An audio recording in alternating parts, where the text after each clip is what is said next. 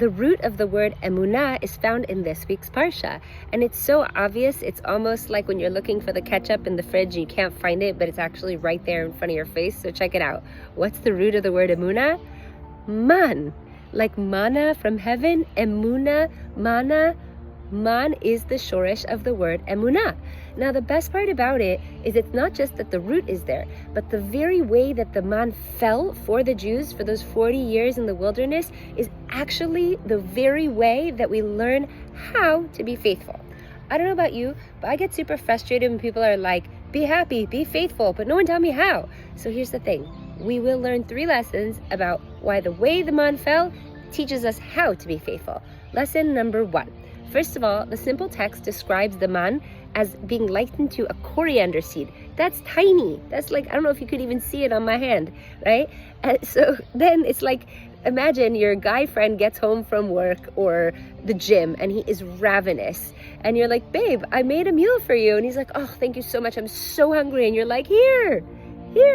He'd be furious with you. He'd be like, I need like at least a steak or at least a Subway. I'm so hungry. That's not enough. If you think about most of our challenges and struggles with faith, they're mostly around this idea or this fear that we don't have enough. We don't have enough time. We don't have enough money. We don't have enough beauty. Whatever it is, there's a fear around things not being enough. But the lesson is that actually whatever God is giving us in our lives in that moment, doesn't mean you can't change the future to have more abundance, but in that moment is absolutely perfect. And if we had any more, it wouldn't be good for us. How do we know this? Because if the people collected more man than they were supposed to, it would turn into a source of rottenness. Straight up in the simple text, it says that it became worms. And the Midrash goes on to say how these were like huge, disgusting worms that were like crawling out of their tents. But essentially, we thought that we knew we needed more. And God's like, no. If you had more than what you have, in whatever it is right now, it wouldn't be good for you. So the first step of faith is realizing where we hear those voices of not enough and having enough gall and courage to say, listen, the one who's providing me with all of my sustenance knows that this is exactly what I need. And if in this moment I had more, it wouldn't actually be good for me. Whoa. Okay. Lesson number 2, we know that the man fell close to the righteous. In other words, those that were behaving with really sweet, wonderful human decency and derech eretz, their man would literally like arrive at their doorstep. But those that weren't behaving so well, weren't respecting their spouses, weren't walking in the ways of pleasantness and peacefulness, they had to work harder to get their man. So too with faith.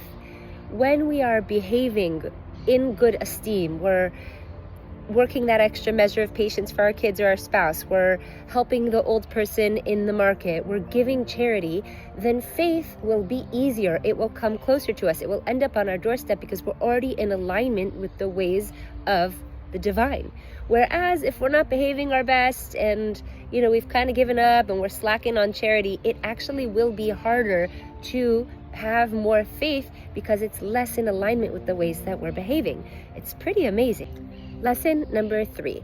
We know that according to the simple text that the man tasted like a cake fried in honey. So Parsha tip, you can bring out coriander seeds and honey cake for this Shabbat if you want, while decorating your table like a splitsy, of course. But even though the simple text says it tasted like honey cake, the Midrashim say that the man would taste like whatever you wanted it to taste like. But again, it was only in as much as you believed that it could taste like that. So if you were like fully tuning in to this like tiny little coriander seed and being like, all right, here we go, ice cream sundae with chopped peanuts and hot chocolate fudge on it, French fries, then it would taste like that. But if you didn't think that it was possible, then you just got honey cake. This applies to how to have faith, because really it's taking that moment of believing that the best case scenario is possible. The thing that you want can happen. It's holding this concept of God is Hakol Yachol, can do anything, that actually brings the reality of the wonderful things we want closer to us. So if I say, gosh, I really have a dream that blah, blah, blah, but it will never happen, well, then likelihood it won't. But if I have a dream and I'm like, it's gonna happen, I'm gonna consider the possibility that as much as it may not happen, it may as well happen, in that case, then that thing is closer to me. So these are 3 really incredible lessons about how to start thinking about if you're wanting to become more faithful, is considering that whatever we have right now is exactly the amount we're meant to have. And if we had more, it would be a source of rottenness in our lives, no matter what it was. Considering that if we want to have a more faithful mentality, then first we must work towards having behavior that is righteous. And thirdly, that in order to have the things that we wish to have, we have to consider that it is possible and walk with the mindset that anything can happen. And so I just find this absolutely incredible. Hope you enjoyed, and Shabbat Shalom.